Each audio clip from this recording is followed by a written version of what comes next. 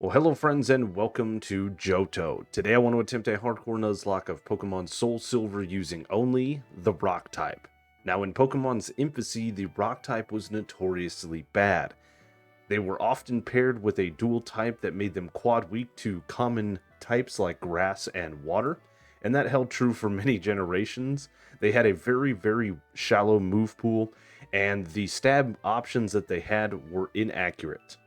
So traditionally, the Rock type wasn't a staple on any Pokemon team. However, as the generations have progressed, so have Pokemon. I'm not saying that the Rock type is perfectly balanced, but here in the Gen 4 remakes, things do get a little better.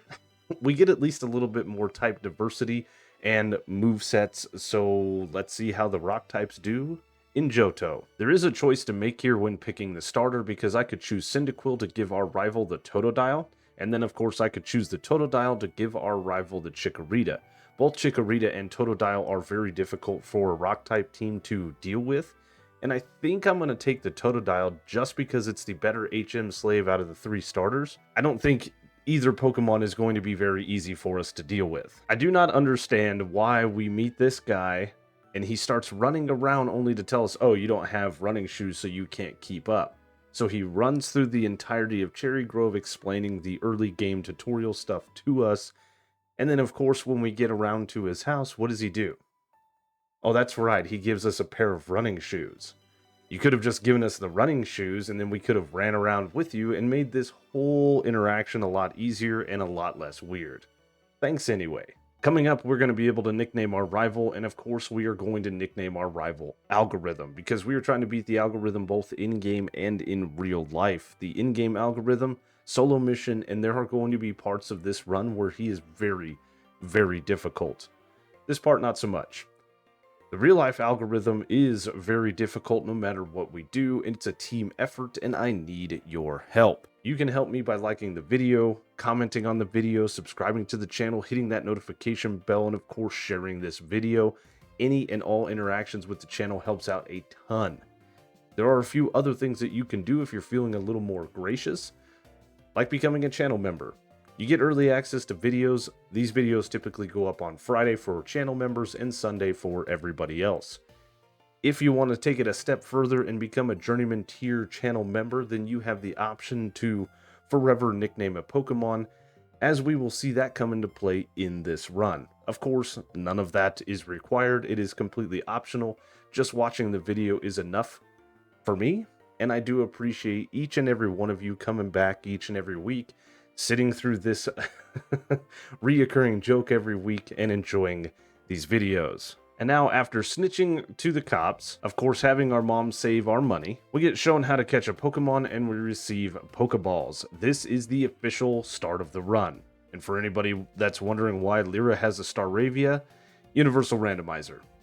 Yep, we have that for the impossible evolutions. Now, most people would probably head to Dark Cave to get the first encounter, but some people forget that if you head north off of Route 29, you can come to Route 46, and in this patch of grass, there are Geodudes.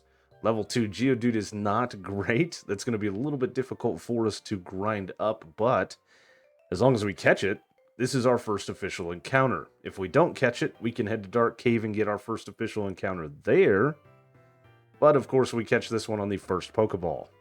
And let's meet Ty, the Geodude with a hardy neutral nature. This thing's okay. Looking at its IVs, its attack IV is 4. Now the best way I think we can grind up this low level Pokemon is to head to Route 30 and battle wild Kakunas. There are wild Weedles here that won't let us run away that do have Poison Sting, making things a little bit difficult, and if we were in Heart Gold, we would be battling Caterpies and it would be a non-issue. Now, as I was doing this and thinking about how to level up this level 2 Geodude, realistically, we could head back to Route 29 and just battle Pidgeys and Sentrets. They can't do much to us with our high defense because we're a rock-hard Pokemon. And, awkward silence later, that's what I'm going to do after battling this Kakuna. I also stick to the edge of the grass so that we can run away. Or if we can't run away, rather, like from this Weedle here, we potentially can survive making it back to the Pokemon Center. And since Route 30 is a little more dangerous than I would like, As I said, after healing up at the Pokemon Center, we are going to head back to Route 29 to do our training. The Sprout Tower is mandatory in the Gen 4 remakes, so there's Bellsprouts that we have to battle here that we're quad weak to. Getting ourselves to level 8 I thought was the best foot forward. Hopefully I did all of my calculations correct and we don't overlevel, because that would spell disaster. And as you see, we don't one-shot the Bellsprout, but they're not doing much to us with Vine Whip. A critical hit would throw a wrench in the plans, but I think we're going to be able to climb this tower with relative ease. Which of course we climb this tower with relative ease, making it to the top to battle the Elder named Elder Lee. That's a pretty neat little pun. I love it. It makes me smile every time. Now we are level 12 as we're battling these Bellsprouts with Rock Throw, but that 4 attack IV is really showing through with Rock Throw not one-shotting these Bellsprouts. Them going for growth is very, very scary. Well, we one-shot that one, and we hit level 13. The last Pokemon is Hoot Hoot, and we're easily able to one-shot it. We don't overlevel. Perfect. In Violet City, there is a technical second encounter that we can get right here. This guy wants a Bellsprout for his Onix. I don't want to do the in-game trade because we can't nickname the Onix, and we're going to get one in Union Cave. Plus, I don't really foresee Faulkner being that big of an issue. We also have Primo that we can get 3 different eggs from. Mareep, Wooper, and Slugma. None of them are rock types, but Slugma at level 38 will evolve into a Magcargo that is actually a really good encounter, and if you watched my fire-only run of this game, it came in clutch in the Elite Four. I do believe that SoulSilver and Heart Gold lull you into a false sense of security with the first couple of gym leaders, Faulkner, Bugsy, and Whitney respectively, because rock types are good against all of them. We're super effective against flying, we're super effective against bug, we resist the normal type moves of Whitney, but after that I think things are going to head south really fast, and I'm quite nervous. With availability of Rock Smash outside of battles, we can find ourselves some really nice items here in the rocks at the Ruins of Alph, like the blue shard that will give us different types of berries. We can also find some different fossils like the dome fossil. We can find the old amber here. In the cliff cave, we can find the root fossil, which would potentially give us a Lileep.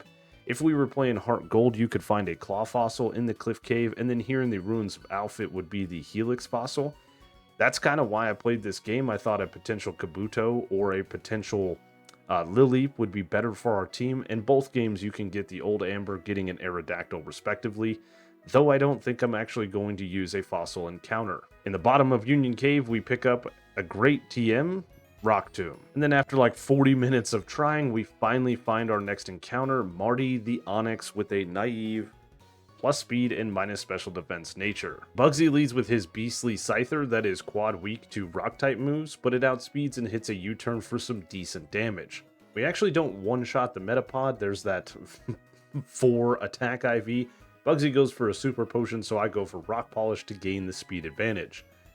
It was arranged because we one-shot the Metapod the very next turn, and out comes Scyther. We don't outspeed, but it throws the battle going for Focus Energy. We one-shot with Rock Throw, and his last Pokemon is a Kakuna that isn't going to be able to do much to us. We try to learn Self-Destruct, and I don't want that move. We do miss a Rock Throw the first turn, so we get hit with a very weak Poison Sting, but then we connect with the second one to knock it out, getting us the second gym badge. Leaving Azalea, we have a rival battle, and this I've been scared of since the start of the run, but I have a plan. As long as Ghastly doesn't go for Curse, we can two-shot it with Rock Throw, and it goes for Mean Look. Perfect. Curse would have screwed up my plans entirely. Because as the Bayleaf comes out, it's going to set up Reflect. It's probably going to try to poison me, so I need to get this thing's defense lowered with a couple of Screeches. Because it went for Reflect, I go for 2 Screeches, we get poisoned, and now I need to lower this thing's speed with Rock Tomb. Perfect. We are not going to live a couple of Razor Leafs from this Pokemon, and Morty knew that coming into the battle. This was a necessary sacrifice so that Ty could continue. I hate losing a Pokemon this early in the run, but it's what we had to do. Now, unfortunately, Ty doesn't one-shot with Rock Throw because of the Reflect, but the Reflect goes down after a Synthesis, we connect with another Rock Throw, and we knock out the Bayleaf. We're not out of the woods yet as Zubat comes out because it has Supersonic, which connects, and Ty is a little bit self-destructive, hurting itself in confusion, but after a bite we break through in one shot. Now on the surface we resist all of Whitney's moves, and since we were at the level cap we had to make a beeline. For Clefairy, however, has Metronome that could get whatever. I go for a Rock Polish turn 1 to get the speed advantage, and then pull a Magnitude 10 to one-shot. That was best case scenario by far. The Miltank we don't outspeed, but with Rock Tomb, we can get the speed advantage now that it's at -1 and we're at +2. So we're not going to get flinch from Stomp, and now we're just going to fire off Magnitudes to hopefully roll a high one, which we don't. It's going for Milk Drink. A critical hit from Magnitude 7 is very nice, and a Stomp is great because we can take it out the very next turn, and that proved to be a relatively easy Whitney battle. From here, we can pee on the wrong tree, and it turns out it's a Sudowoodo, and this is our next encounter. Magnitude 10 would have taken that Sudowoodo out, so that was a very bad play on my part, but we catch it with the first Ultra Ball. And if we go ahead and take a look at our newest encounter, Rob here has a hasty, plus speed, and minus defense nature. With the Rockhead ability, it's about the best I could ask for. We're making our way to Olivine, and we're avoiding all of the trainers, which is completely doable for a upcoming encounter that I think will help us in the upcoming gym, and we run into Balba, who runs the Safari Zone. We need to do that side quest because it also houses another encounter for us. In this house, we can get our hands on the Good Rod, which gives us a 10% chance to find our next encounter, which is a Corsola named Dave. It has a timid, plus speed, and minus attack nature. Again, I don't think I could ask for a better nature on this Pokemon. With the natural cure ability instead of hustle, perfect. Now we've got a team here that is quickly approaching the level cap, and we still have a lot of things to do, and 2 of these 3 Pokemon are not EV trained. We have a rival battle in the Burned Tower coming up. We also have the entirety of Morty's gym. There's quite a bit of things that I need to do and quite a bit of planning that you guys typically don't see. You would just see the rival battle, then the Morty battle, and the progression is pretty quick-paced in these different runs, but what I want to show you guys, or at least bring you in for, is my thought process. I cannot get my hands on the Mystic Water to boost Surf that we can put on Dave because it is locked behind using Surf outside of battle. None of my Pokemon can learn the Shadow Claw TM that we got outside of Ekritique City, and if I want to do any EV training, we're going to have to do a little bit of backtracking. But before we backtrack, we're of course going to have to battle our rival, and then battle the entirety of Morty's gym, gaining as much experience as we can, or sharing the experience as much as we can, and then do our backtracking. I think I'm going to do a little bit of EV grinding just to gain a couple of levels, and then make my way back. But I was also thinking about held items that we could get our hands on with maybe Thief. We can't actually do the rocket stuff until we battle the Red Gyarados, but we can get to Mahogany without Surf. We do have the Quick Claw here in the National Park. I lost my train of thought there, but I don't think that's really going to help us too much. I think we're going to backtrack and do a little bit of Voltorb Flip to get our hands on a substitute TM and maybe the Ice Beam TM for Dave. Other than that, I really don't know what I'm going to do as far as held items. I think berries are going to be our best friend going forward, and I've really got to start doing some calculations on if I want to use Feint Attack with Rob, or do we want to use Stab Surf with Dave? There's a lot to think about. Giving our rival the Chikorita, where we have 2 Pokemon that are quad weak to grass-type moves and one that is 2 times weak, might have been the dumbest decision I made. Don't know if it would have been better to give him the Totodile line, but nonetheless, we get confused turn 1 from the Ghastly with Rob here, we snap out of it with a Lumberry, and then we get behind a substitute which messes with the AI. They want to go for status afflictions, whether that's Mean Look, Confuse Ray, Poison Powder, it's what the AI wants to do, and substitute really messes with that. We also backtrack to get Headbutt, as I thought that was the best option against the Bayleaf here.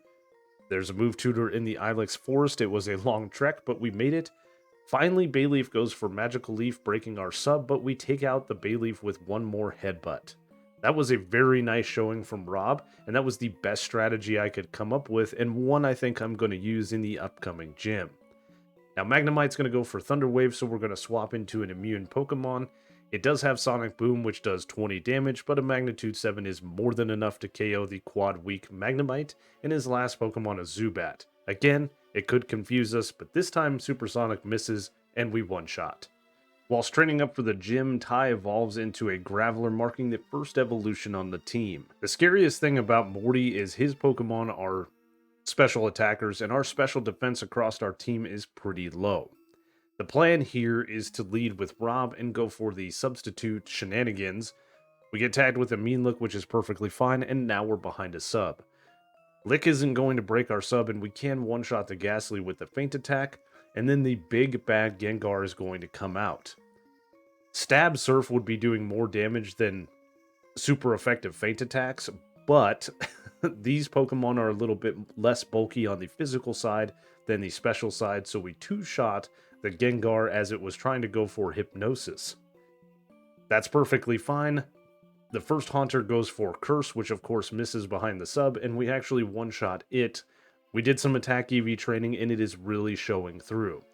The second Haunter finally breaks our sub with a Nightshade, but we never took another tick of damage other than the substitute damage, and we never burned our Lumberry, so that was a very successful fourth gym fight. And with having access to Surf outside of battle, this opens up some great held items that we couldn't get before, like the Mystic Water here in Cherry Grove. Bypassing the Red Gyarados and the Lake of Rage events, we can actually get our choice specs now. Great item. Well, hello there, Raikou. Jeez. I'm just gonna exit stage left. Never mind, you're gonna exit stage right. Thank Arceus above, that was scary. As I fell down the hole in the lighthouse, I noticed that the Graveler looks like it's weirdly chasing me when we're running towards the camera at this camera angle. It's like, I'm gonna get you. I found it funny. It might not be. After agreeing to help the Ampharos in the lighthouse, we make our way to Cianwood. Cianwood is home to our next encounter. We can get a gift Shuckle named Shucky. Maybe it has a different nickname in this game. I don't know. I've never gotten it. What I do know is that if we rock smash the rocks around town here, we can get a Shuckle that we can nickname, and we don't have to worry about trainer nicknames. After about 20 minutes, we do finally find a Shuckle that we nickname Mine Turtle. It has a quirky, neutral nature. Now, Mine Turtle does not fit my nickname theme. If you can guess from the other three Pokemon, put your guesses in the comments section below. But the reason that we nickname this Pokemon Mine Turtle is because of a Journeyman Tier channel member. Cybernetic Wookiee decided they wanted a Shuckle named Mine Turtle, so every time we use this Pokemon in a run, as long as they're a Journeyman Tier member, it is going to get that nickname. Chuck's fighting type Pokemon are scary for my rock type Pokemon to deal with. His Primeape likes to set up with Double Team and then go for Focus Punch because we can't hit it with its evasiveness up, but we have the Never Miss Feint Attack. It's not very effective, but we can just whittle this thing down.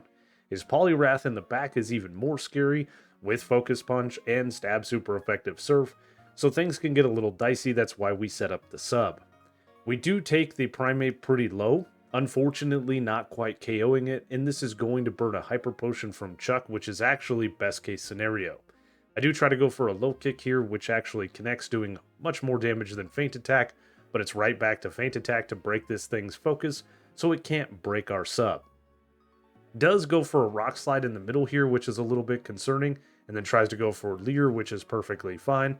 But just as we take this thing one shot away from KOing, it goes for Rock Slide and breaks our sub. Well, crap. This is not where I wanted to be at all as the Poliwrath comes out, but we do have one of the highest base defense Pokemon, Mine Turtle. And we can survive a Surf and a Focus Punch as long as they don't crit, so we can go for Bide, tank a Focus Punch on 18 HP before our Berry, and then actually one-shot the Poliwrath. That's insane. After healing the Ampharos at the top of the lighthouse, I almost said Light Tower because Lighthouse Tower. Anyway, this is the trigger for Balba to call us. This unfortunately isn't going to unlock our next encounter, but we have to do the Safari Zone side quest nonetheless, which is the owner aptitude test. We have to go in and catch a Geodude, show it to him, and then he's going to call us later. It takes 3 in-game hours for Balba to call you to do the next test, which is catching a Sandshrew. Then you can start moving things around, and that will give us our next encounter. Technically, we've already caught a Geodude, and this does break the Nuzlocke rules if we were being retentive about it, but we're just having fun.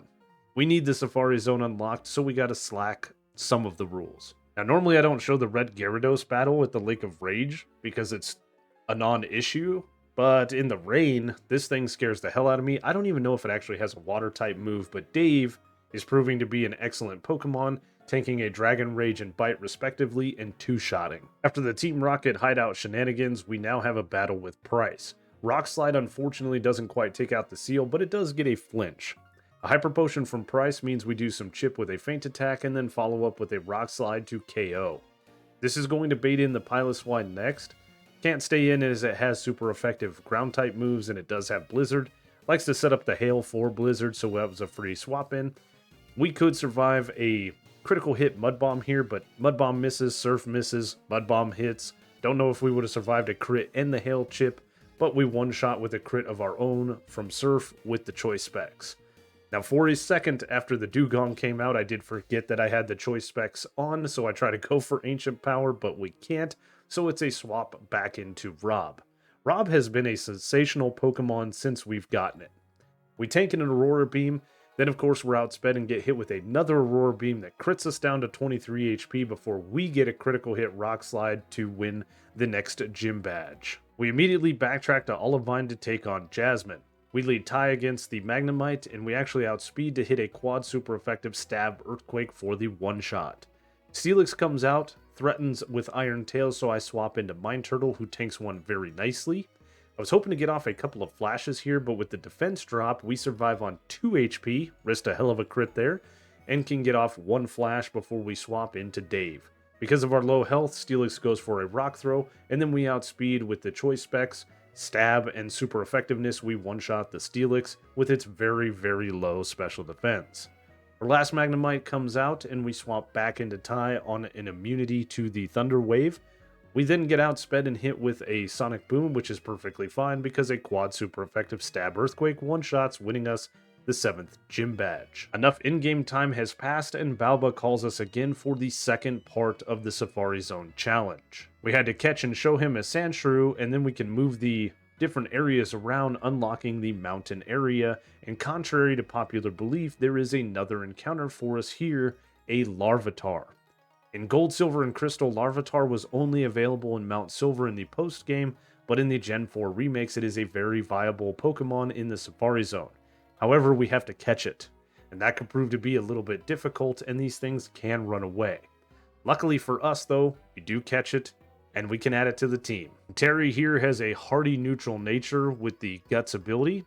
That's fine. It's going to lose that ability as soon as it evolves, but this is a very welcome addition. Now, if you take a look at the right-hand side at my trainer card, I have $5,852. What I've done is I've gone back to my mom and given her the $50,000 that I had because I didn't know how the items that she gives you really worked. And after doing a little bit of research on Bulbapedia, it's based on how much money you save. Every $3,000 that's saved, she will buy you an item, and it can be a berry or one of these single items like a Hyper Potion. Each one of those single items requires a monetary value, like the Choice Scarf requires 30 grand saved before she'll buy it. So dumping that 50 grand is going to give us the Choice Scarf, the Muscle Band, and the Focus Sash, and now all she's ever going to buy us is berries. I didn't know that. Now I know you can artificially inflate that account that your mom has, get 50 grand to her, she'll give you all the single-use items. The Choice Scarf is a great item. The Focus Sash is definitely going to be needed for an upcoming battle. Playing around with it, we figured it out, and I have all of the items that I want. We have the second evolution on the team with Bob evolving from a Slugma to a Magcar Go. And Bob, of course, is the Slugma egg that we hatched in Violet City at level 1. It's been in the box for a while. He has a mild plus special attack and minus defense nature, which is absolutely amazing. This Pokemon is absolutely amazing. We have our next evolution with Terry evolving into a Pupitar. It's a shame that Tyranitar is so far out of our reach. Every time I do one of these playthroughs, I show it off, but look at us. If we were a Rocket Grunt with a Pupitar, I mean, we could rise through the ranks so easily. We're also like 23,000 times smarter than the Rocket Grunts, but nonetheless, man, it would be so cool to be an executive with a Tyranitar. We could probably become a boss. There's really no threat to the Team Rocket takeover here in Goldenrod. Petrel does have a bunch of coughings that can go boom and a wheezing, But we have Rock-type Pokemon with very, very high defense, and with the Choice Specs and Surf, we're doing massive damage to his Pokemon. The Smokescreen is a little bit annoying, but we never miss a Surf in this battle, and we take out the entirety of his team with relative ease. As a matter of fact, none of these Rocket Grunts pose a threat. The only real threat is coming up in the basement section of the Rocket Takeover. The big threat, of course, is our rival battle here with Algo. Now, having Bob on the team means we take neutral damage from Meganium's Grass-type moves, and of course, as I said, this is just a great Pokemon. With the Choice Specs, we can one-shot most of his Pokemon. We don't outspeed anything because we are very slow, but Meganium tries to set up a Reflect, which does not matter, and we one-shot. I did spend some time grinding up the coins for both Ice Beam and Flamethrower. We also got a Wide Lens, a Zoom Lens. It was well worth the investment as Bob comes out in its first debut battle, just absolutely wiping the floor with Algo's team. Even through a Thunder Wave paralysis, it doesn't matter. His terror reigns supreme. The Sneasel, of course, is going to outspeed us, but a Feint Attack doesn't do much, and we just did a Bob sweep. With the checkbox checked on the Universal Randomizer for Change Impossible Evolutions, at level 37, Tai evolved from a Graveler into a Golem. Claire's Kingdra spells disaster for my team with Stab super effective Hydro Pump, and I have a plan.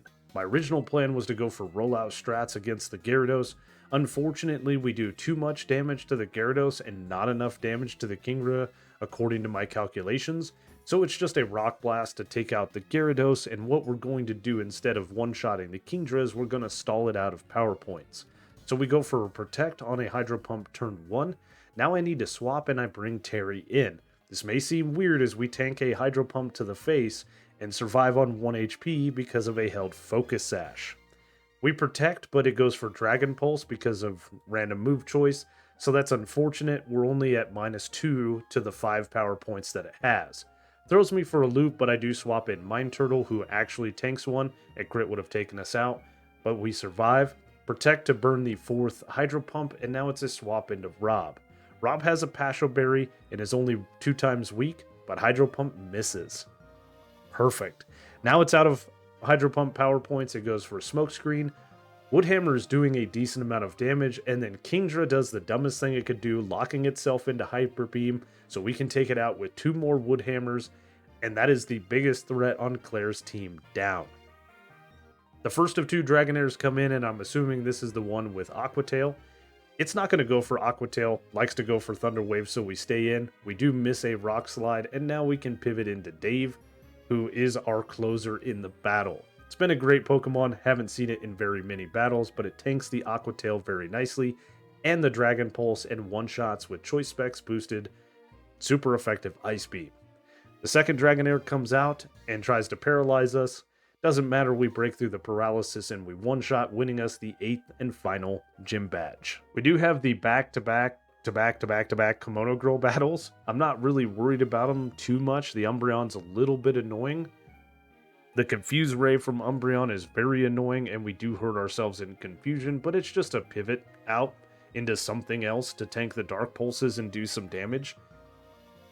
The Espeon that comes out is going to outspeed us, but the reason I have Rob up front is not for the Espeon, it's because we have Woodhammer, and it's for the Vaporeon, which is probably the biggest evolution threat on the entire team. Mine Turtle is the swap into Espeon, tanking a Psychic as it comes in, and then tanking a second one on 59 HP, and Bug Bite does over half.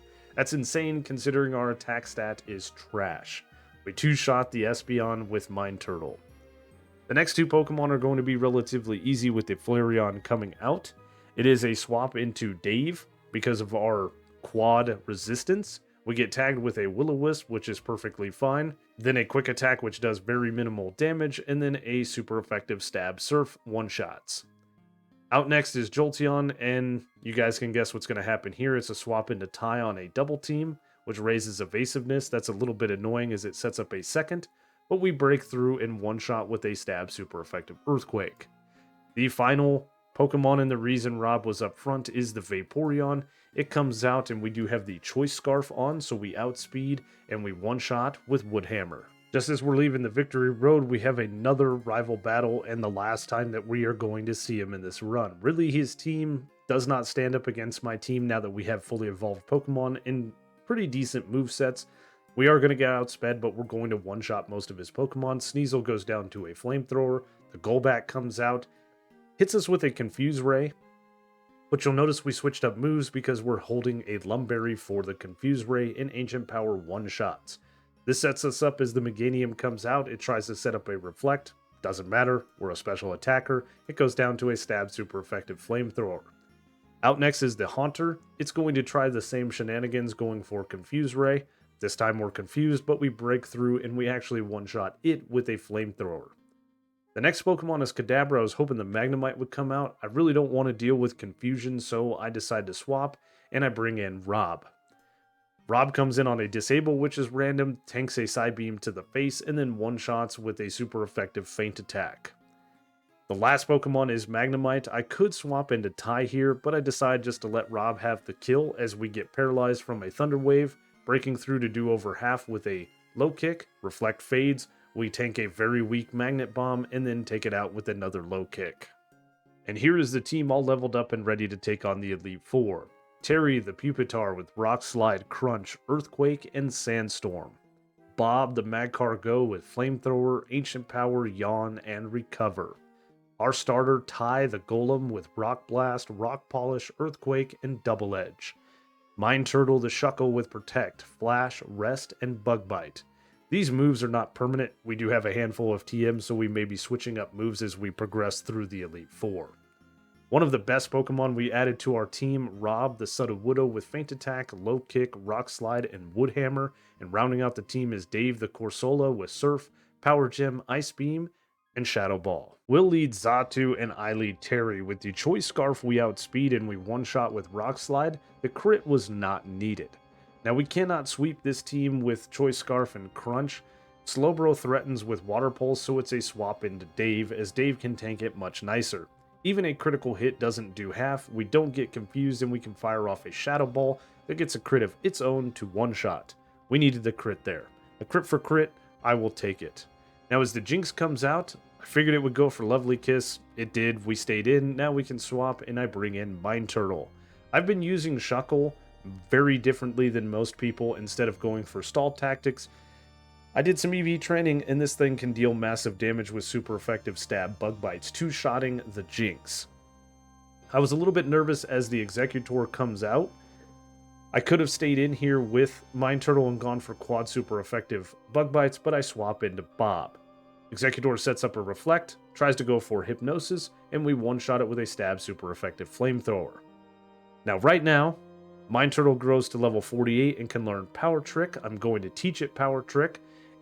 It's a great move. It's going to up our attack that much more. I should have just stayed in with Bob here and gone for Ancient Powers, but I decided to swap into Rob. Team effort here, and we get confused. This is a little bit annoying because now we're going to tank a Psychic and then we're going to hurt ourselves in confusion.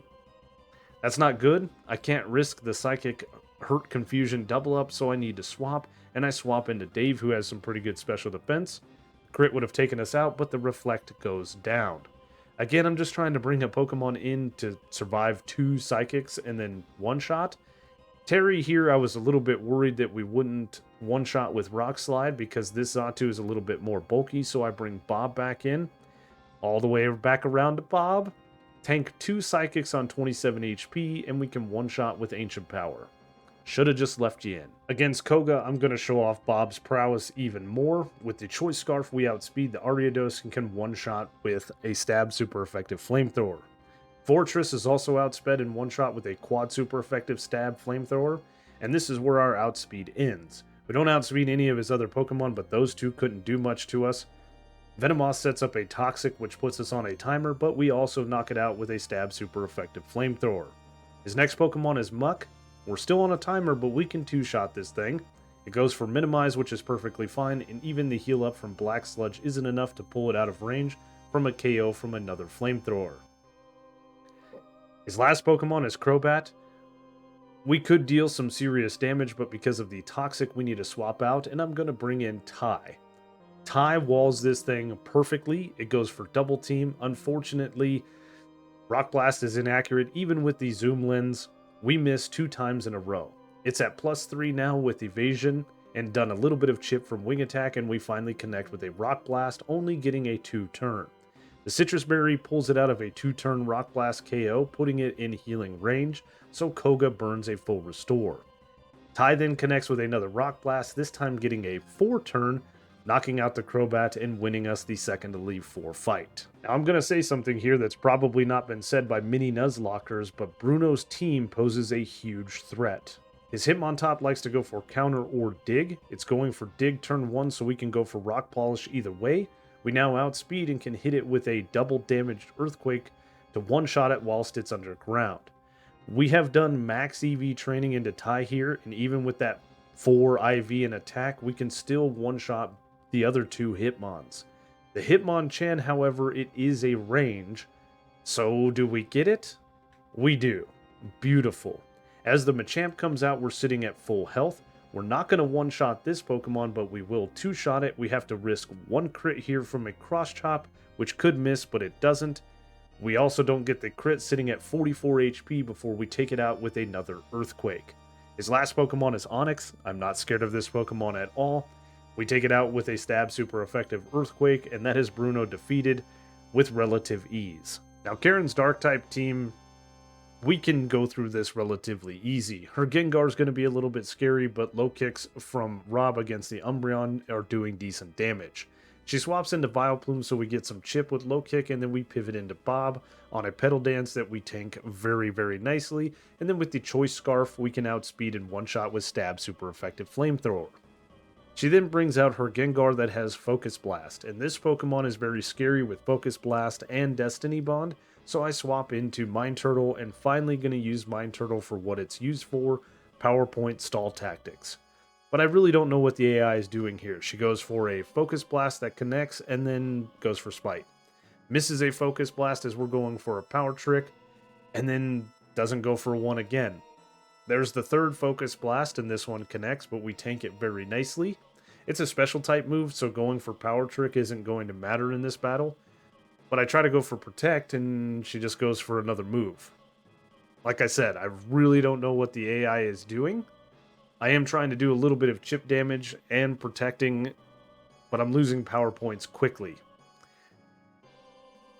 Switching our attack and defense doesn't matter as Focus Blast, like I said, is special. So we get hit with a 4th one down to 43 HP. It's trying to go for Destiny Bond, but we rest up and then cure that off with a Chesto Berry.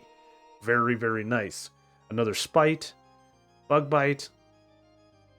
Again, Destiny Bond. Bug Bite, if it had crit there, we would have lost Mind Turtle, so we get pretty lucky. I'm just going to go for Rest as she tries to go for a full restore. Focus Blast, finally the 5th one is used up. We do a little bit of damage with a crit from Bug Bite, and now we can swap. That was a very long PowerPoint draining session here, but we're going to bring in Terry. Terry comes in on a Spite, which doesn't do anything to us, and then we can take it out with a Crunch from there. What an annoying Pokemon. The rest of her team should be relatively easy to deal with. Houndoom comes out and it's a swap into Dave as it goes for a Nasty Plot. That's a little bit scary, but it tries to go for a second one, being greedy, and we knock it out with a Specs boosted stab, super effective Surf. Murkrow comes out next. I don't want to be locked into Surf, so we swap into Rob on a Feint Attack. Then, of course, we get out prioritized with a Sucker Punch, doing a little bit of chip, and then Rock Slide one-shots it. This sets us up for the Umbreon that comes out last because we have super effective Low Kick. So we get hit with a Feint Attack doing a little bit of chip, and Low Kick takes it down to a Sliver. Karen then burns her last full restore. I mixed the burn and full. It doesn't matter. Low Kick takes the Umbreon out as we're sitting at 33 HP, and that is the Elite Four defeated. Now, Lance's team is very scary for me to deal with. His Gyarados has Water-type moves. Waterfall is very nasty and can flinch. If it would have flinched in this battle, things would have been vastly different. We can't outspeed, and we can't one-shot. The Choice Scarf doesn't get our speed up, and the Choice Specs makes it to where we don't one-shot. I was hoping for a crit there, Gyarados actually goes for Flail. I'll take it. We knock this thing out with a Power Gem, and this should be baiting in the Dragonite that knows Thunder. So we can pivot into Tie on an immunity, and we get Thunder. Beautiful. Dragon Rush actually misses. We could tank one, and with a Rock Polish, we outspeed and can fire off Stone Edges that are going to one-shot. We have the Wide Lens, not the Zoom Lens, for better accuracy as well. This is very risky as Stone Edge is 80% accurate. But we're one-shotting the Blizzarding Dragonite. The Ace Dragonite comes out and falls to... Never mind, it survives on a Sliver. But just goes for Safeguard, so we're perfectly safe to take it out with one more Stone Edge. We did use a Power Point up as well, so we have a couple of Power Points to spare. The Charizard, of course, is one-shot with a quad super effective Stone Edge. And this just leaves the Aerodactyl. I cannot believe that Ty has made it this far. Crunch does some chip and Stone Edge connects, and we one-shot. Every single Stone Edge connected. We did it deathless? Wow. That was an absolutely intense champion battle. We did it completely deathless. Technically, we had one death early on, but we have made it through the entirety of Johto, and we have defeated this hardcore Nuzlocke. Now, I know you guys wouldn't let me live it down if we don't do the events of Kanto, so let's jump into the post-game. There are quite a few things for us to do before we head off to Kanto. The first thing that I'm going to do is allow Professor Oak to update our Pokedex. This happens no matter what. As soon as you walk in here, it's not an unavoidable thing, but with the National Dex, Balba should call us, and we actually have potential for some new encounters. But before all of that, of course, we are going to make our way to the Battle Frontier that just opened up, because in here we can get our hands on some great things like the Stone Edge TM, some more Earthquake TMs. We do have the move tutors here in the house to the left, and there are other things that we can get like Focus Sashes, just great items, so let's commit to the grind. And after a few more in-game hours, Balba calls us and has a new way for us to play in the Safari Zone with object arrangement. This actually does open up a few encounters. In the meadow, after 30 days and 18 peak objects, we could technically get our hands on a Nose Pass. In the peak, with 24 items in 0 days, we can get a Lairon. And the same thing can be said in the Rocky Beach for Aeron. 24 peak items in 0 days. In the Wasteland, we can get a Soul Rock with 21 peak items and 30 days past. And then in the mountain area, we can get a Lunatone with 15 peak objects in 0 days. Those are some great potential encounters, but we have to place the items and we have to wait for a few days for some of them. Some of them we can get immediately. The mountain area is technically where we got our Larvitar, and really, we're kind of splitting hairs here, right?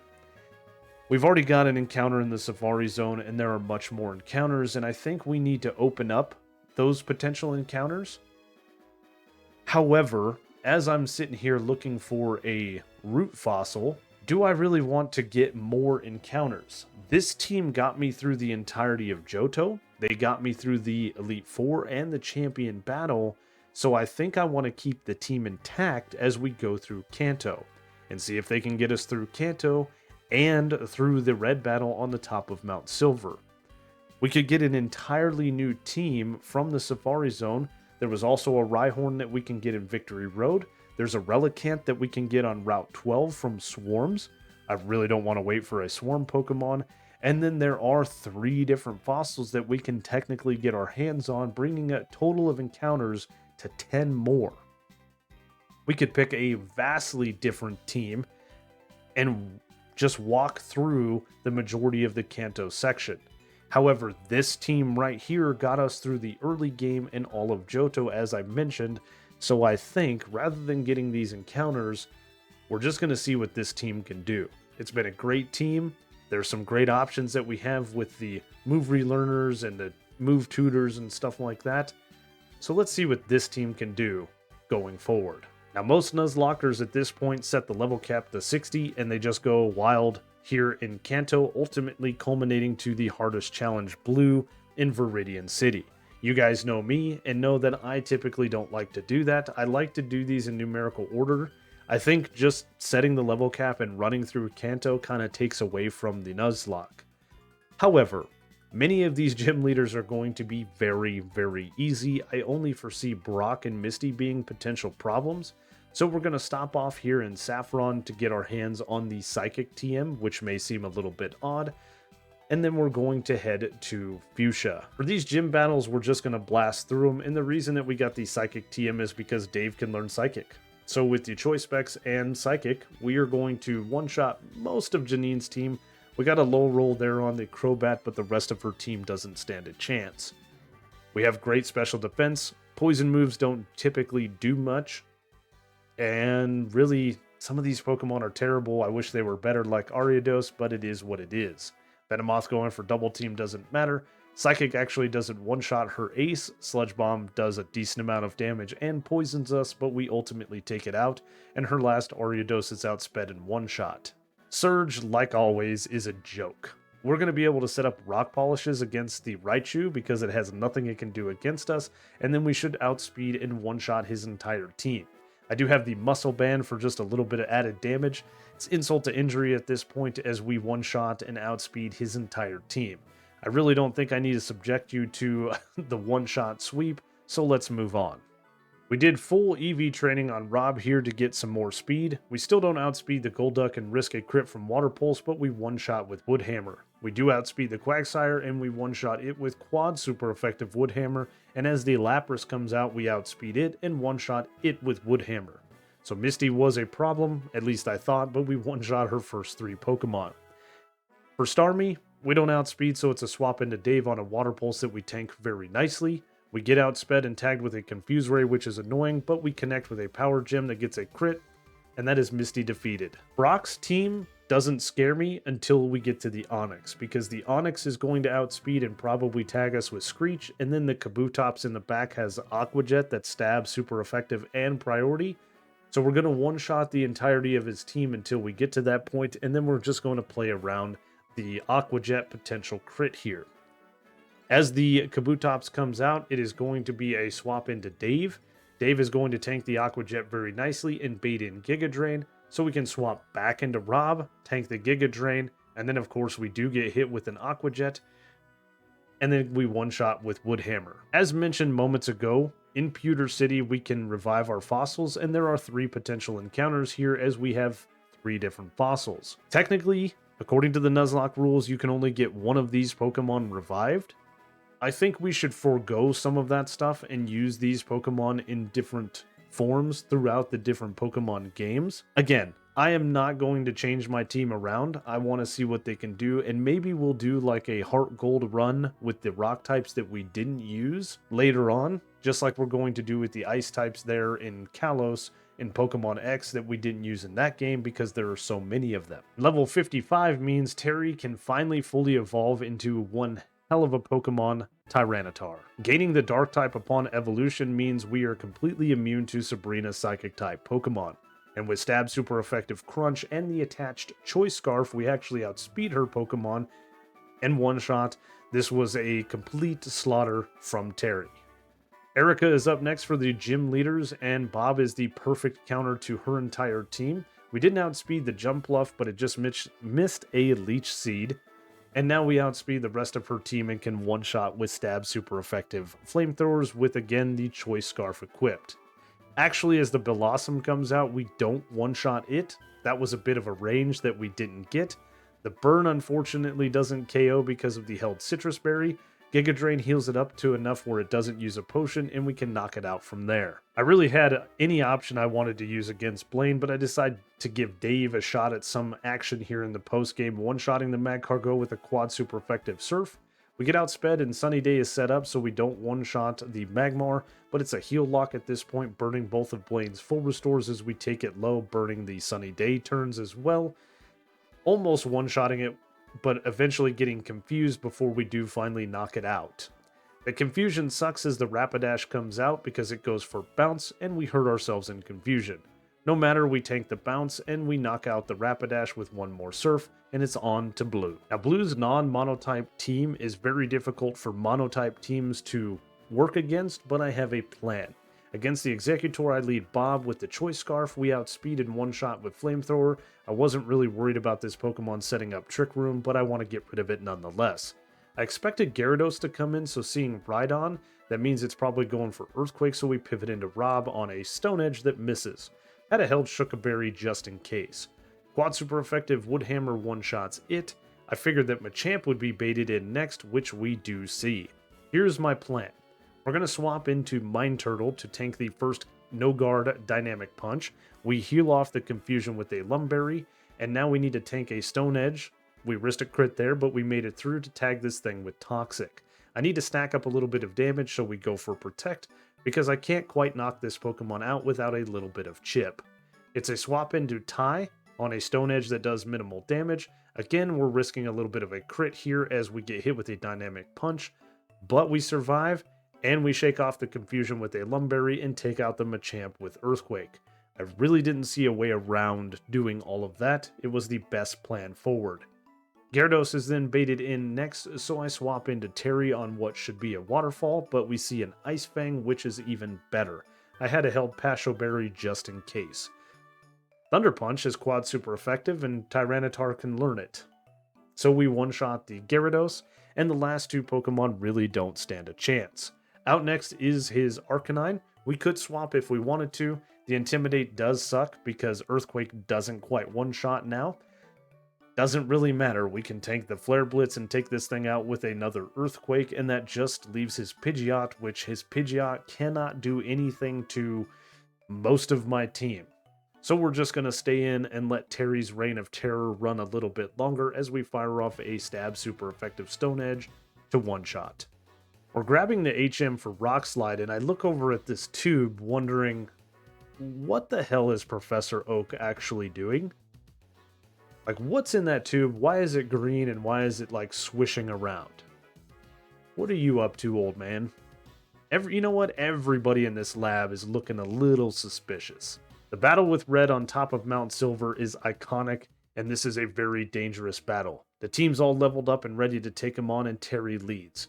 Terry leads to get rid of the Hail with Sandstream. We do have the Choice Scarf to outspeed and one-shot the Pikachu that does have Iron Tail that can do some serious damage.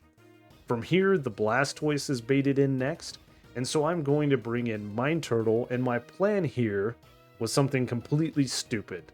We tank the Focus Blast perfectly fine. I forgot this thing has Flash Cannon as well, but I decided we're going to protect with the lefties, and we are going to set up. We're going to set up with Rock Polish, Power Trick, and we have Stone Edge to try to sweep through at least Red's starters. Not the smartest plan, because Shuckle is not the greatest attacking Pokemon. Our speed stat is pretty abysmal as well, but if we set up to +6, we can actually outspeed some stuff. Staying healthy with the leftovers is the plan, and hoping for special defense drops to not happen from Flash Cannon. Again, I forgot that was a thing until I was editing all of this and doing the voiceover. No matter, it's a stupid, silly strategy, and I thought it would be for the memes. We could defeat the rest of his team with just Mine Turtle here. And sometimes things just don't go according to plan. But we are wasting a bunch of power points, and Blastoise is a pretty bulky Pokemon. So after we get to +6 attack, or plus speed rather, we can set up with Power Trick to lower our defense and change our attack stat. And now we can just protect one more turn to heal up with leftovers. We're going to tank another Flash Cannon, and we can fire off a Stone Edge. We didn't. That's right, we outsped. My bad. That was long and boring to go through. I don't have a script. My apologies. Lapras then comes out next. We go for Protect just for a little bit of heal up. Seeing Brine is great because our special defense is still intact. We actually don't one-shot.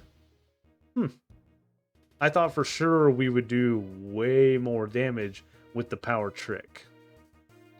It's alright, we'll let the Sandstorm rack up a little bit of damage as we go for another Stone Edge. That misses, of course. It had to at some point. Our luck's got to run out, right? Again, it's Protect Stall to heal up. We're still staying pretty healthy considering 2.5 minutes have progressed with a 4x speed up. And we finally take out the Lapras with Stone Edge. That miss from Stone Edge was actually probably nice because we didn't have a heal up from our rival here. Or from Red, rather. A quad super effective Stone Edge doesn't still take out the Charizard, and we take a Flare Blitz. The recoil damage in Sandstorm puts it in very low health. I don't need to go for Protect here, as Red's going to go for a full Restore. What I should do is just attack with Stone Edge. It takes Charizard back to low red health. Again, some chip from the Sandstorm. Another full Restore. This is a little bit annoying. I forgot to mention that Sandstorm does also raise our special defense, so our special defense is through the roof. Our final Stone Edge misses, and we get taken low with a Flare Blitz to the point where the meme has finally run out. I'm going to have to switch and do something different, so I swap into Bob on a Flare Blitz that we tank very nicely, and here we can fire off a quad super effective Stab Ancient Power from a Pokemon that actually has an attack stat, and we can knock out the Charizard. What I was hoping for is the Venusaur to be baited in next, which it is. That doesn't make sense, but sure, I'll take it. Giga Drain does pitiful damage to us, and Flamethrower doesn't quite one-shot because it is a range. Sandstorm leaves it on a sliver of health, and I figured Red's got more full restores. I think he's got 5 total in this battle, so we will just go for a Yawn.